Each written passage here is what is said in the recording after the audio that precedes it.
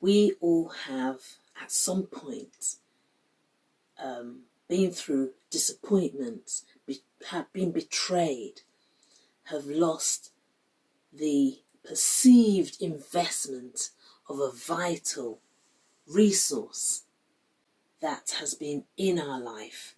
And as a result, because we have not resolved those issues, we get into, at times, a depressive state.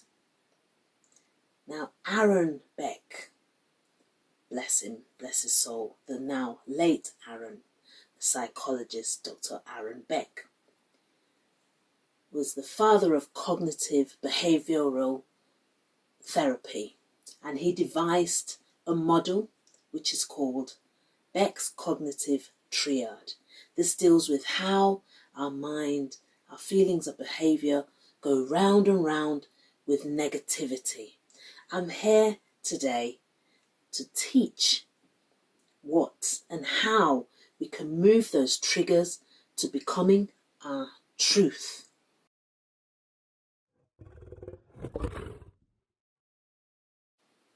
Hi, I'm Toyin Okanuga. I am your Hoshtaror girl.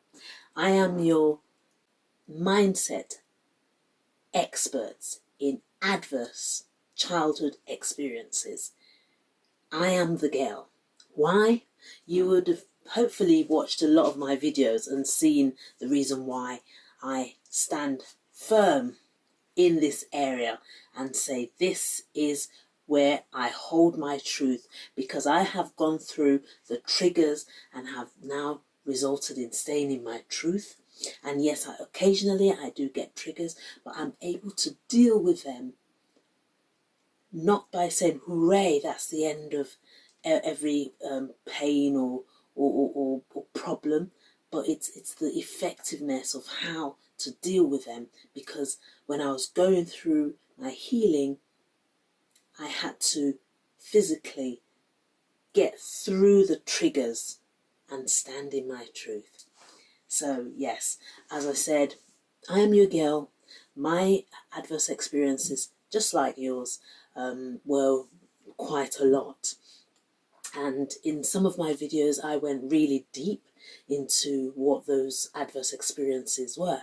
Today, I want to talk to you about depressive symptoms. So in some videos, I've mentioned that I have taken a lot of certificates in psychology. So I have done certificates in childhood adversity, I've done cognitive psychology, I've also done mental health and young minds. So I'm quite versed in this area and I'm still learning. Why? Because I wanted to get to the bottom of why people do what they do, but why people don't get out of situations. Not why, I know why to some extent because I've been there, still going through some areas because it's not the end. And I just want to help.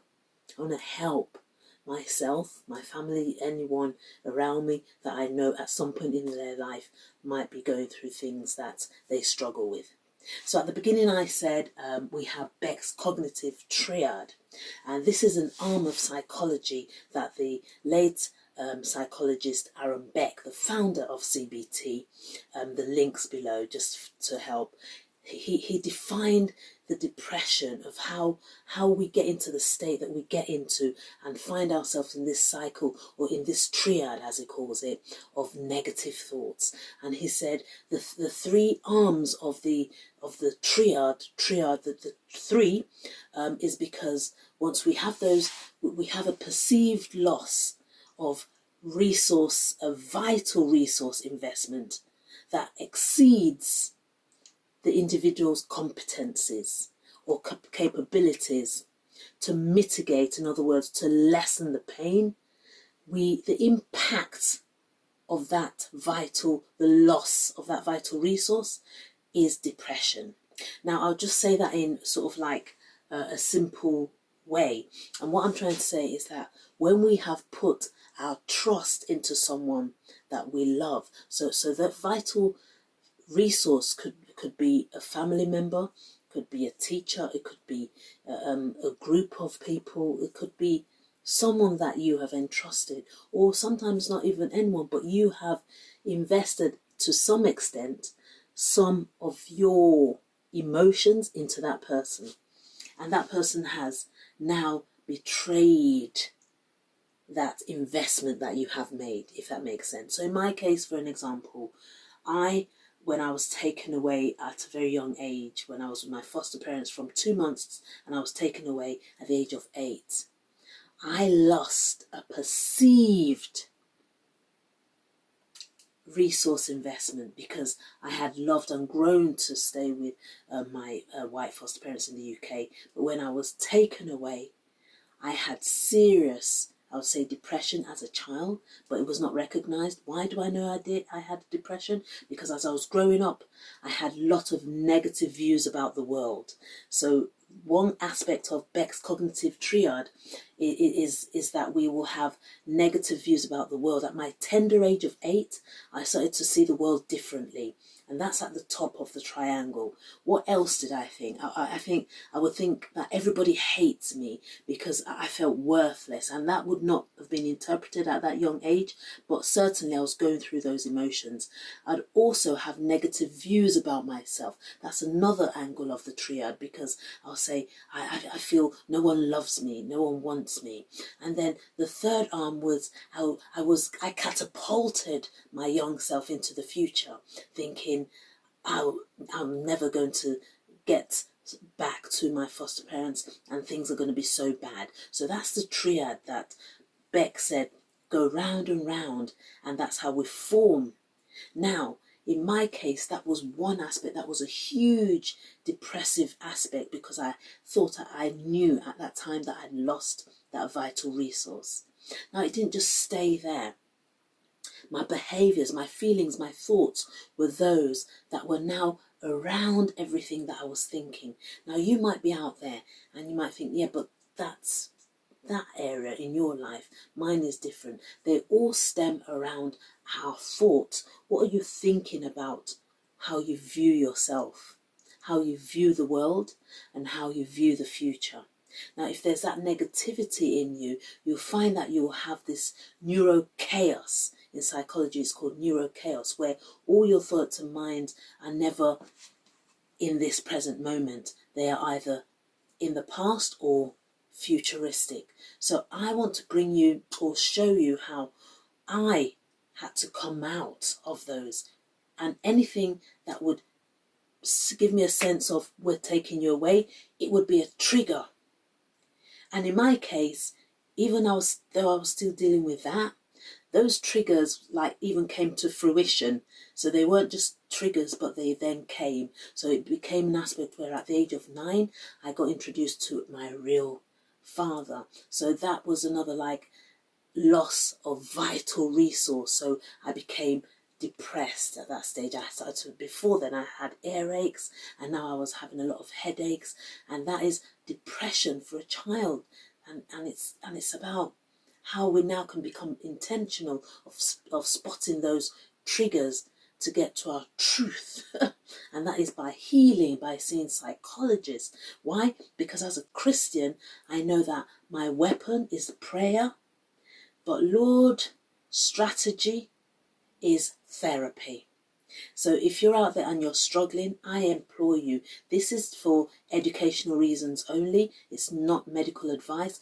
Please seek medical help. There are links below for you to seek help. I mean, cognitive behavioural therapy is amazing when it comes to your thoughts, your behaviour and your feelings. I implore you that you seek medical help, because you will not only be hurting others, you will hurt yourself, because you are not in that correct state of equilibrium, of balance. So how can we move into stop thinking about the world in a negative way, and stop thinking about yourself as though you're worthless, and stop thinking about things that are bad that are going to happen? Well, I thought about that for so many years. I can tell you that it devastated me and all those around me, because I was frustrating everyone, not knowing. So the first thing, and this is all psychological, in one video you'll see where I said our brain does not know real to vividly imagined, and I gave an illustration. You check out another video to see that.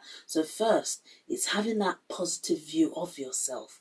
Now, as a Christian, I read my Bible, and I don't just read it, I study it. And I study it, why? Because I want to see how the things in the past mirror the things now, and they do shape to a huge event how things happen now.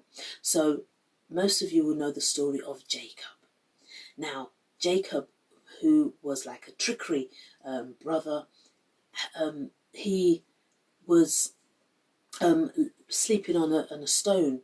And who would sleep on a stone? Someone who is of hardened heart. And when God appeared to him and said that he'll be the father of Israel and everything, his story went on, and it's how he came out of that horrific time to becoming, after so many years, someone who could deal with his feelings. Paul, who was another person, oh my word, his story is all over the Bible, and how he says that those things that are true, those things that are just, those things that are pure, is what we should think about. Now, if we weren't thinking of things that were negative, there will be no need for him to say we should think about the positive things in the book of Philippians chapter 4. So I would say that it's natural that we think those things, but we have to train our brain to now have a positive view. So another aspect to how Aaron Beck said is we need to start a triad by having a positive view of ourselves. Why? Because as a Christian and as everyone, God said, before you were formed, I knew you.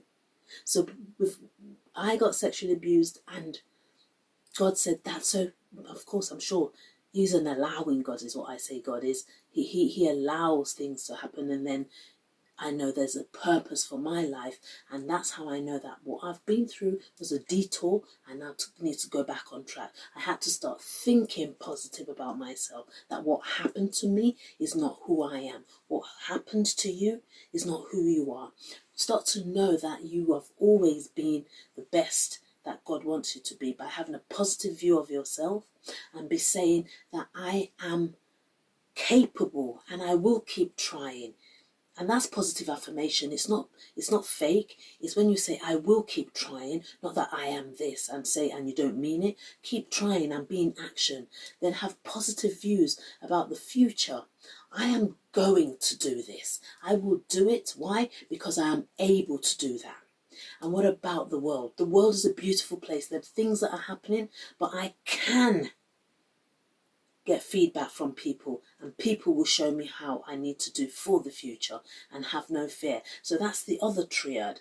And why do we need to have all those positivities? Well, we know because our mind, oh dear, Lord said you will have a sound mind, and we need to train ourselves to be that growing change that we need to be, because our behavior, our feelings, our thoughts are all shaped around how we think of ourselves, how we view the world, and how we view the future.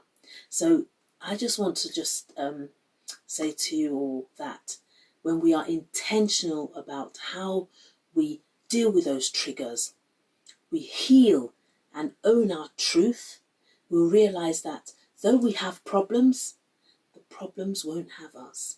And do we not have problems? Yes, there are problems. But when we are in total control and we do not say trigger, trigger, trigger, you leave the unwanted. I take the unwanted. How do I learn from it? And I take, to get the wanted, we need to have both. Because God said all things will work together for good. So yes, those triggers, I know people will say, oh, don't go there because it's a trigger. You need that trigger so that you can, in order to get to that promised land, you need to go through it.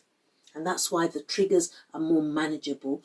But now, for me, I stand in my truth, and the shame, the guilt, though it comes, we can better handle them when we deal with those things that have devastated us. I say, don't get triggered, get to your truth. That's it from me today. And yes, please subscribe to Hush to Raw so you don't miss a video. Visit my page, Hush to Raw, as well, where I share with you on a daily basis some of my struggles, some of the things that I do to ensure that I'm in action and I deal with those things. Because the difference between someone who doesn't believe in God and someone who does is that when you believe in God, you have the peace that surpasses all understanding. That's what Paul said to the Philippines in the book of chapter 4. Because you have problems, but you know that the Lord will see you through. And honestly, we all have it in us. We just need to tap into it. That is my truth. I promise you, because I've been there. I'd like to say, Lord, oh Jesus, thank you for today. And thank you for watching, guys, because I promise you, when you touch those triggers, the things you don't want, and you deal with them, you get to your truth and you own it and you stand tall. I promise you, heal by seeking help. Why? Remember, that inner child, it has a voice. Even if you think you're suppressing it, it comes out in different ways. Please don't suppress it. Deal with those triggers. Get to your truth and let it roar. Thanks for watching. I love you.